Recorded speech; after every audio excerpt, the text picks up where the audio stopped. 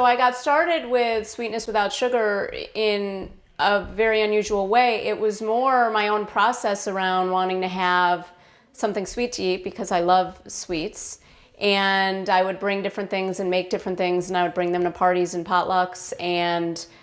people would ask for them, and they couldn't believe that they didn't have a variety of different ingredients. And so I didn't realize that this was going to turn into a book. It just more became different recipes that I loved to make, and I thought it was going to be one of those 8.5 by 11 pieces of paper folded over with staples, and that would be my little booklet that I would have. And it just gradually grew and grew and became more of a project that I became even more passionate about, with a lot of different variety of subjects and a lot of different things that I could add of ways people could find different ingredients, and the way that they could make these things at home and bring it to people that they were going to see and feel better while they were doing it and have fun.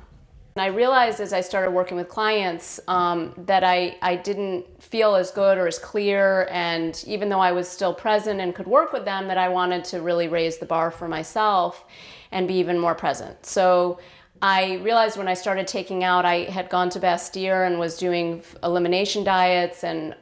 taking different ingredients out, and I realized that as I took out certain ingredients that I really did feel those results of feeling more clear and present, and my intuition was stronger, and I could really be more kind of turned on, is like the light bulb would go on and be really much more effective. So that's what sort of led me to do some of this, and I would play with the recipes of what I wanted and realize that for myself I would feel differently in my body. I didn't feel foggy or, kind of hungover feeling after having a lot of sweets. I wouldn't feel kind of that full feeling or really tired or moody. And those were some of my main symptoms, having dark circles under my eyes. Some things that were more subtle, but other things that were more noticeable, and to my husband as well if I was crabby or something like that. So